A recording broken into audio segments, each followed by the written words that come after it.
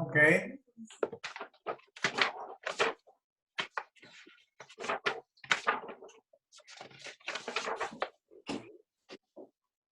Okay, we're on Lamed Ches. We're on Lamed Ches Shabbos, Lamed Ches Amud Aleph. Boy Menei Rav Chia Barava. Shtokach Kedei Rav Gabi Kira. So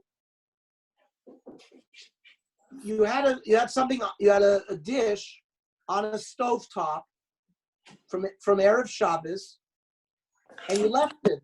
You left it into Shabbos. You forgot. Remember, there's a machlokas. We hold that there was an opinion that held you could l'chatchila keep it there as long as grufa ketuma. But according to the one who said it's usher to leave it there, so he forgot because he was of the opinion. Rashi tells us, according to the opinion that you're not even allowed to leave it. So let's say this guy forgot and left it, and it ended up that the dish ended up cooking on Shabbos. Mahu, are you allowed to eat from this tavshil? Ishtik v'lam level amitni. He didn't have an answer. The next day in yeshiva, he went out and darshan. Hamavashal b'Shabbos. So someone who ends up cooking lemais on Shabbos, b'shogeg yochel. If it was done b'shogeg, he can eat it. You can eat it on Shabbos. Uvemezid lo yochel. And the mezid you can eat. V'lo shna. And it makes no difference. Well, the Gemara doesn't know exactly what the lo shna is. My v'lo shna, Rav Yezu Damar Tavai le'teira. That it means they both explained it in a dvar heter, meaning mevashalu deka avid ma'isa. So when you actually cook on Shabbos, you stir the coals. So b'mezid lo yachel. So if you do it b'mezid, you can't eat it. Aval hai, here you didn't do any ma'isa made. It cooked on itself. You put it erev Shabbos. It was uncooked, and then it got left there, and then. Now, what does it mean, mezid? That means right before Shabbos, you remember that you forgot, but you left it there anyways. Shogeg would be you completely forgot. But mezid in this case is right before Shabbos, you remember that you forgot it there, but you decided to leave it there anyways. So only by active bishul would there be a din that you cannot benefit from it, and we don't allow you to eat it. Right? Aval hay de lo kavid ma'isa, maybe b'mezid not me'yochel. The case of mezid, the way I described, where the dish was left there, and he right before Shabbos remembered that it was left there, but he left it there anyways. Maybe in that case you could eat it as well. But Rav Nachman by Yitzchak Omer li'isura, lo shna meant li'isura. It means mevashel hu delo asi li'irume. See, there's a possibility when you cook, on Shabbos the guy stored the coals, so there's no trickery there. We know he did the melacha. So b'shogeg. So if I thought that it's permitted to cook on Shabbos, that's that kind of shogeg. I could eat it. But for example, when you leave something from Erev Shabbos, I can claim, well, I didn't know I was going to forget it there.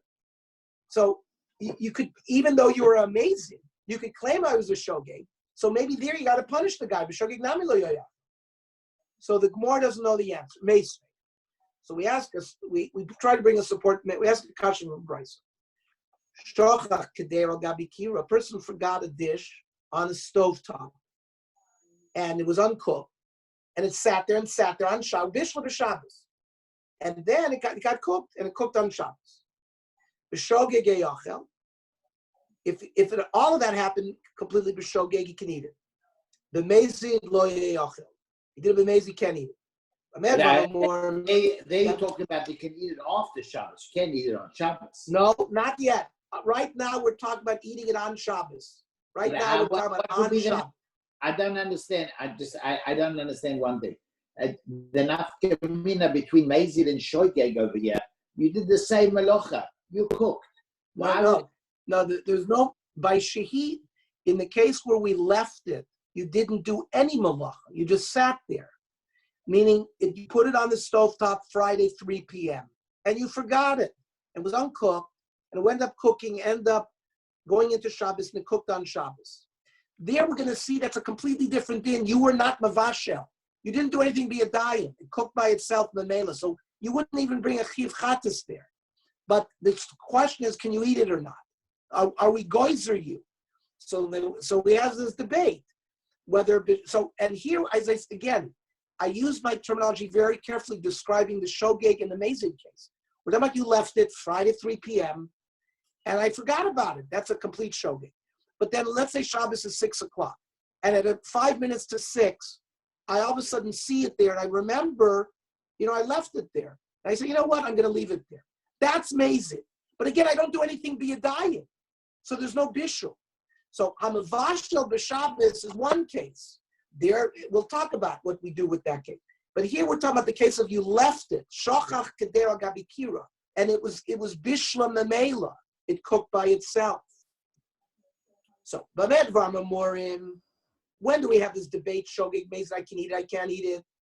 That's bechamin shloi huchma kol tzorcha.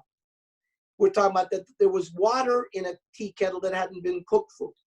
V'tavshil shlo bishel kol tzorcha. And there was a dish, a cholent dish that was completely raw, hadn't cooked.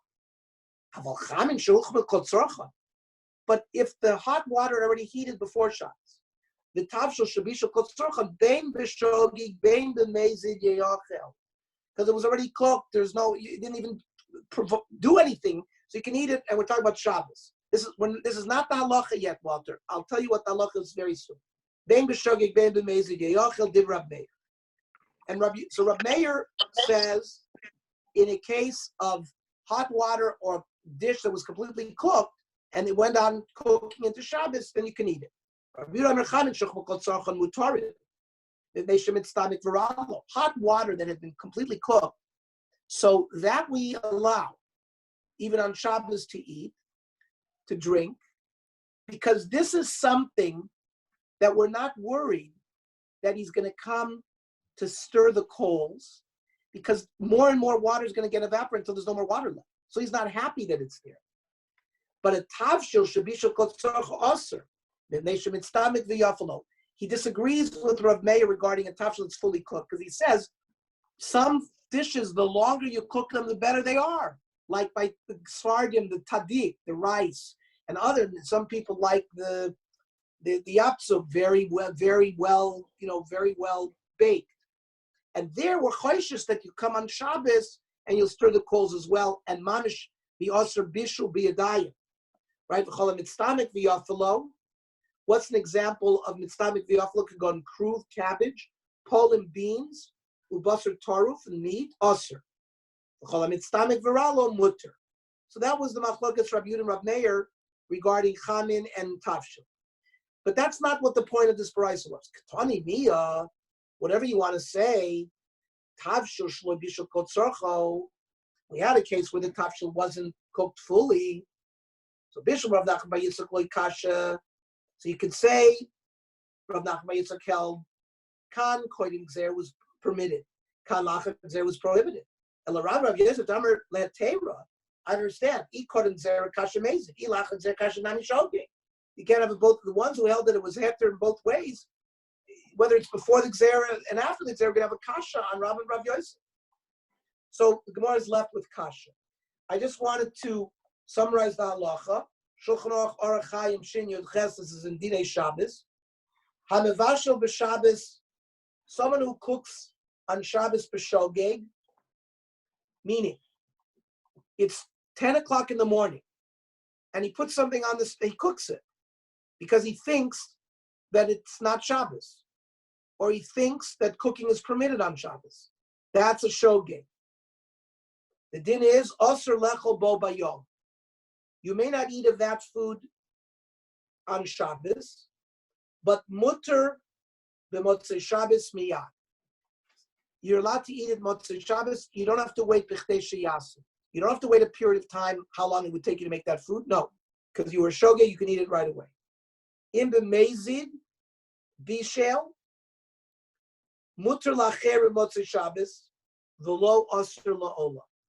A person who cooks on Shabbos, so nobody can eat from it that day, other people can eat from it after Shabbos without waiting. He can never eat from it. For him, it's usher forever. Says the Shulchan Aruch in the same siman, shochach kedera b'Shabbos. Not a case of cooking 10 o'clock. Or, for example, something that was left over from Friday into Shabbos and you stuck the coals. That's mamish bishul. Here now we're asked the case shochach keder b'Shabbos, hamasha keder b'Shabbos. Let's say there was a dish Friday cooking, and you forgot, you left it there on the oven, and it continued cooking into Shabbos. B'mezid osir ad motzei Shabbos for him. He has to wait until motzei Shabbos before he can eat from it. The Ramos says you have to wait until the period of time that it takes for you to make it.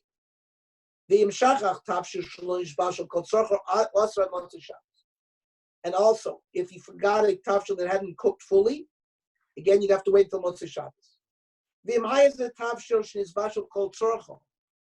Let's say you're talking about a dish that had been fully cooked from Erev Shabbos, but you left it on the stove anyways. Mutter.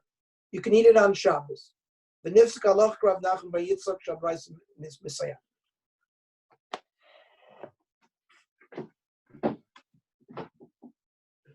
Now, my gzeirasa, what gzeir are we talking about? The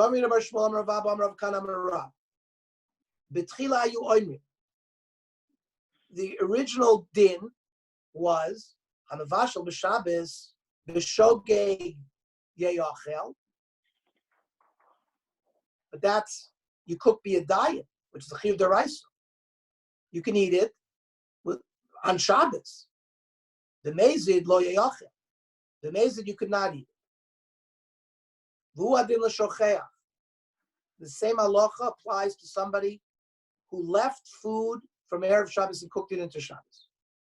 Now, that b'shogeg you could eat it.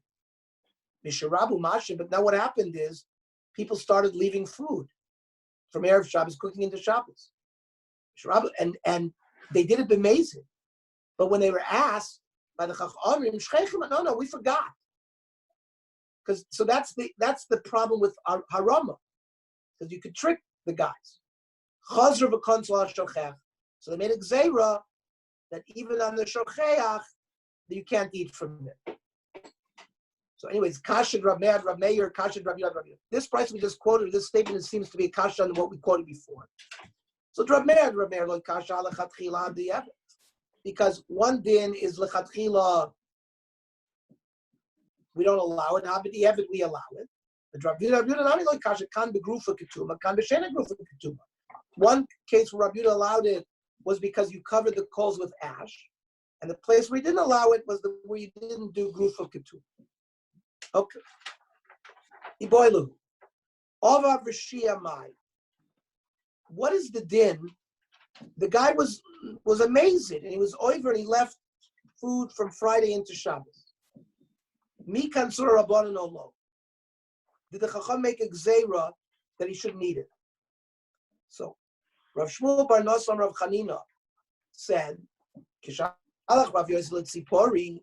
When Rav Yossi visited Tzipori, Motzach Chamin, he found hot water, shenishtal al gabi kira, that somebody had left on a stove top into Shabbos, and they allowed them to use it on Shabbos, below Asur land. But he found beitzim mitzum kos. He left, there were some eggs that were left al gabi kira, and they cooked into Shabbos, for Asur land. And he answered them. My love, la osa Shabbos. That means he didn't allow them to eat it that Shabbos because he assered, and that's what we're asking in our case of Over V'Shab Mezid. So it says, lo, we're talking about the Shabbos Haba. He prohibited them to do it next Shabbos, to do it L'Chatchila. But for that Shabbos, he didn't prohibit. So the Gemara, Michlal, the Beitzim, Mitzumkos, Mitztamkos, V'Yafel Eninu. Now, the fact that he treated eggs more stringently must be because he assumed or he treated it as a food that got better the longer you cooked it. Is that so? Yes. Overcooking eggs make them taste better. Rav Chama Bar Chanina Pamachas Nisarafti Aniva Rebbe b'Makom Echad. Rebbe and I, we were staying as a guest somewhere. They brought us eggs that were cooked a lot until they were so big, they were the size of Uzradim, something very big. Rashi says Kormish, something big. V'chalom en arbe. They say that it's like crab apples. I don't know. That's what they call it. Okay, because it's a big thing. Yeah, so crab apples are much bigger than eggs. So they got bigger and they got better. So therefore, we're concerned about these kind of eggs because since the longer you cook it, the better they taste. A person's going to come and stoke the coals. Then you're going to be usher be a dayan to be mavashel. Now, then they sell oimrim af machzirin. That not only could you remove a dish from the kira, you could do chazara. You could return it. Rav Sheshas l'divrei ha'omer machzirin afilu b'Shabbos.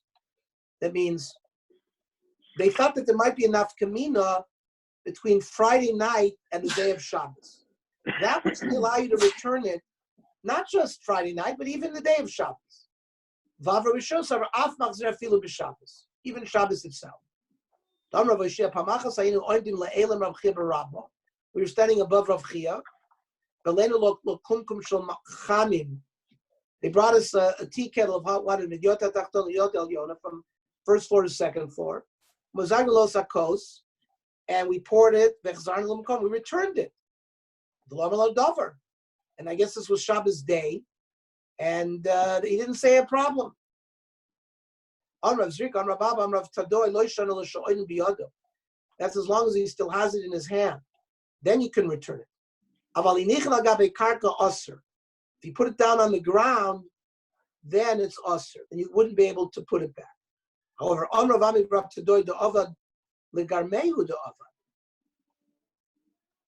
he did it for himself. It's not a proof for us lahalacha. In fact, if you put it on the ground, it still remains permitted. He says, means there's no difference night and day, says the Shulchan Aruch.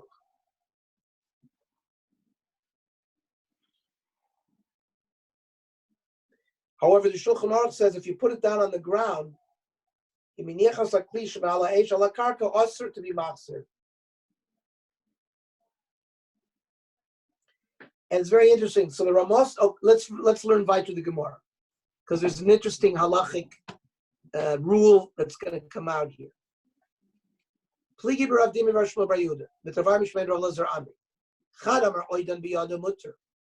That when we say you can return it, it's still in your hand. But if you put it on gabi karka osir,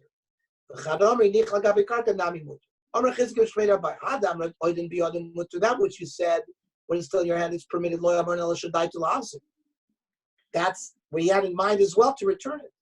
But even if it's in your hand, ain't daitul hazir still osir. And Michlal comes out from that, al gabi karka, that if you put it on the ground, that will be shadatul hazir osir. That even if you have in mind to return it, once put on the ground, that's the first version. That which we learned, that if you put on the ground, it's prohibited to return it. Because you didn't have in mind to return it. If you had in mind to return it, even if you put it on the ground, mutter. Michlal shabaodim biyado, which seems to imply that as long as it's still in your hand, I will be shein daitul hazir mutter. So from this, it's very hard. So we're mesupik what the din is. So the Ramos said like this. The Gemara didn't answer any of these questions. Let's finish. Boy Rav Yirmiyah, back to the Gemara.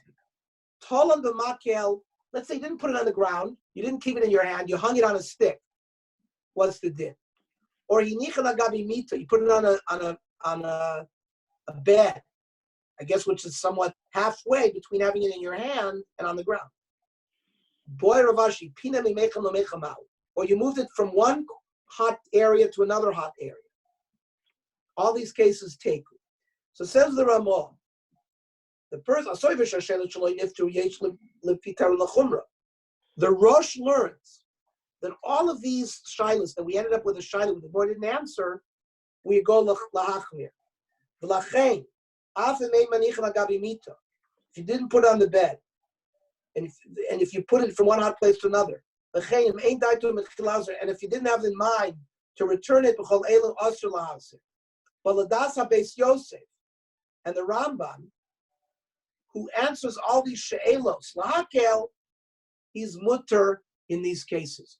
So it's very interesting to see how the Poskei Halacha, the Rishonim, so versus the Rosh, versus the Beis Yosef and the Rambam, they saw from the Gemara, one learned it l'chumra, one learned it l'kula.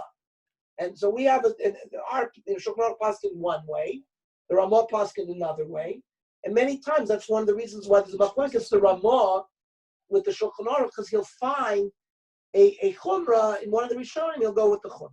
It's just sometimes how it's built. Mishnah. So, like I mentioned in last shir, the din of kira is a stove top. A tanur is something that you put things inside of, in general. And a tanur was much hotter than a kira. So therefore, all the dinim that we just learned don't all the three blot we just went through regarding kira and all of its complication of grufa ptuma, yes, not grufa ptuma, all of it doesn't hold by tanur. Tanur has its own criteria. Tanur shesiku b'kasha b'gavava, if you used straw to heat up the tanur, lo yitain, you shouldn't put inside bein mitocho, bein me'al gaba.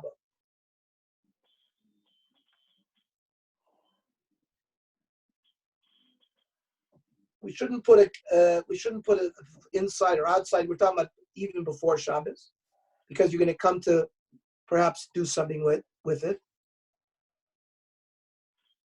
Kupach, we'll see in the Gemara, is like a double-sided stovetop. Kupach shesiku b'kasha v'gava reza kekiraya. That has the din of akira, at least if you use straw. A gefetz of eitzim arehu ketanu. But if you use eitzim, the din is ketanu, which doesn't allow you to do it. So the Shulchan Aruch says tanur. Also, you can't leave food from Erev Shabbos into Shabbos, not on top of it, not inside of it, even if it was only lit with straw. And the Shulchan Aruch says his ovens in his day, which are big and wide, mutter. Says the Ramah. Va'af lismoch lo osker. But you can't lean it either, because we'll see in a minute. Abai is going to ask the question about leaning. So the Gemara says tanur shesikua, a tanur that's been fueled with straw. So tocho manish, al gaba manish. Means putting inside. Al gaba means I'm on top of it. But lismoch, you just put it next to it. Shaker dami would work. You could do it.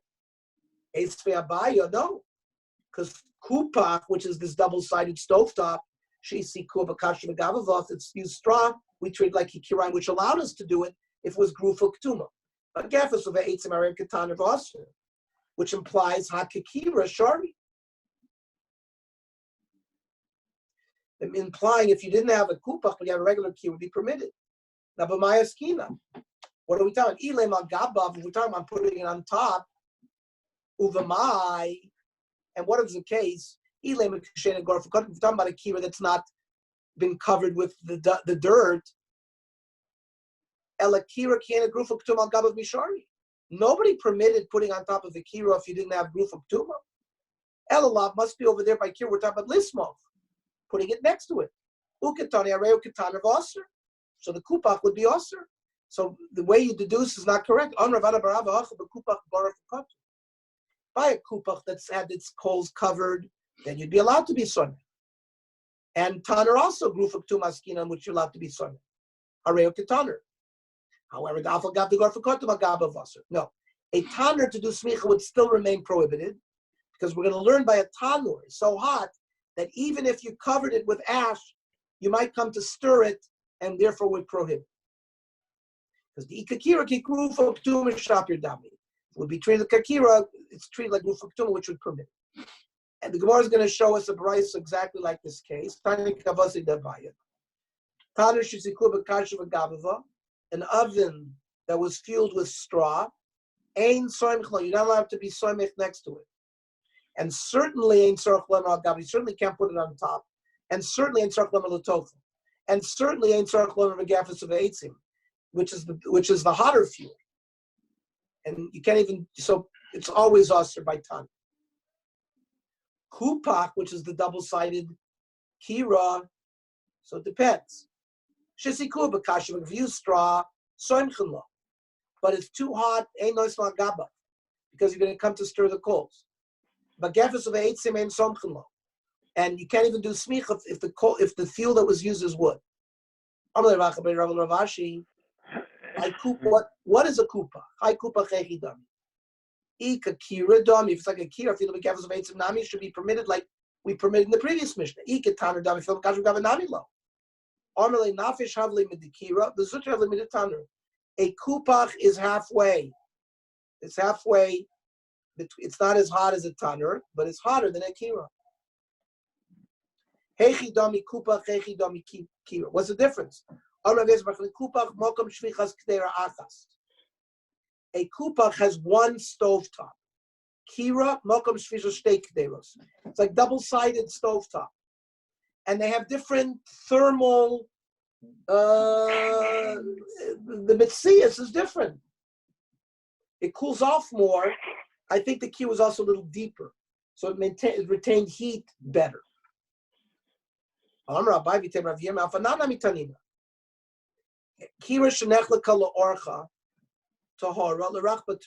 kira, which is double-sided, if you divided it halfway down its length, so you've got nothing. So when you take a clean, you break it, becomes tohor. So a kira that was divided along its length, it's not a kli anymore, so it's not makabel tum, it's tohor. But if you divide it in two, what do you have? You have two stovetops. That teaches us that a kupach is double, because if you divide it in the way, but a kupach, which is singular and it's square, bein la'orcho, bein la'rochbo tor. Whether you cut it this way, you cut it that way, you've ruined the stovetop. So that teaches us the difference between a kupach and a kira. Mishnah. Ein nostim beitza b'tzad mecham. You should not put an egg next to something, a raw egg next to the tea kettle, which is full of hot water, bishvil shetisgagel, in order for it to cook, and lo yavkiena besudrim. You cannot even wrap it in like handkerchiefs or scarves, because that's going to heat it up too. Even if they were, let's say, the scars were heated up by the sun. Lo yishben al suder shulcham bechama, says Rashi. Kadesh titzle mechom suder. You should not put a raw egg next to a tea kettle in order for it to cook a little bit. And you shouldn't put them, as we say, into these scars. But Rav Yossi matir. Rav Yossi permits. Similarly, lo yatmena b'chol v'avak. Don't put the egg in dirt, uva'avak drachim, or the sand or dirt, in order for it to heat and to cook through the sun. So it's not cooking with fire, but it's similar to bishul, and therefore the Chacham made a gzeira.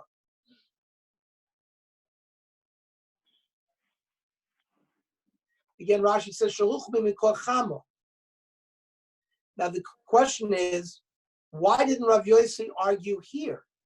He argued in the Mishnah, says it's permitted, and yet he doesn't say this is permitted.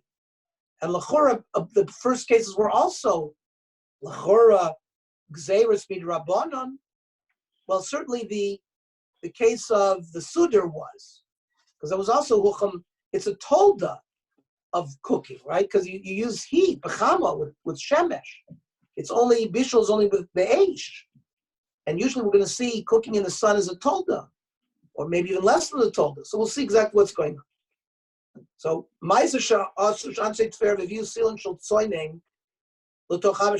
the people of Tveria, there were hot springs in Tveria called Chame Tveria. People wanted to heat up their water, so they took a cold pipe, and put it into the Chame Tveria. They wanted the water that flowed down there, and maybe they'd be able to heat up their water in order to drink it on Shabbos. If it's Shabbos, you're not allowed to drink it on Shabbos because it's going to be treated like if you cooked hot water on Shabbos, which you're not allowed to use for any purpose. On Shabbos. Remember, if you did it b'shogeg, we have the dinim that we learned tonight about bishul on Shabbos. B'shogeg, you could do it after Shabbos. B'mezid, you could never use it. Okay. Now, in B'Yom Tov, if they did it Yom Tov, kechamin shehuchmu b'Yom Tov, so then it's going to be treated like hot water we heat it up on Yom Tov, which you're allowed to do. Because oichel nefesh, you're allowed to use on asurin b'rechitzu mutar b'shesiyah. So you couldn't, since they only matired oichel nefesh, you couldn't use it to wash yourself with. If they had used this trick with the pipe going from Chame Tver to heat up the water, but they could use it to drink on Yom Tov because you're allowed to heat up water on Yom Tov to drink. Yes, Walter. How come you wouldn't be able to use it on Shabbos if you're going to drink the hot water? You're not cooking with it. You're going to drink the hot water. What would we're talking about if you cook. No, but they put up a pipe to the Chame Tver. I understand. And it says you're not allowed to use it on Shabbos. You're not allowed to use it for anything on Shabbos. In Yom Tov, you can. What? No. What would the difference? I know on Yom Tov you'd be able to use it. I understand that. What would the difference? No, they made a gzeira. But what would the difference between that and an urn? Forget about urn. But we will deal with urn. But chamim, they treated it like hot water that you mamish cooked. It's a gzeira. It's exactly. It's not really hot water. Say it again? It's not hot water that you cooked. It's a gzeira that they made. They made it, and they treated it like hot water that you cooked on Shabbos. Hot water that you mamish cooked on Shabbos, you wouldn't be allowed. Remember, we learned tonight, hamavashal b'Shabbos, b'shogeg. Nobody said you can never. Yeah, you're with me. You're with me. Yeah. Yeah. So iboiluhu, gilgel mai. Let's say the person didn't listen to the halacha, and he went ahead and he put this egg into the scars that were heated up in the sun, and the egg cooked. What's the din? Amar Rav Yosef Gilgil Chayiv Chatas. It's considered like he cooked on Shabbos, and it's also min HaTorah.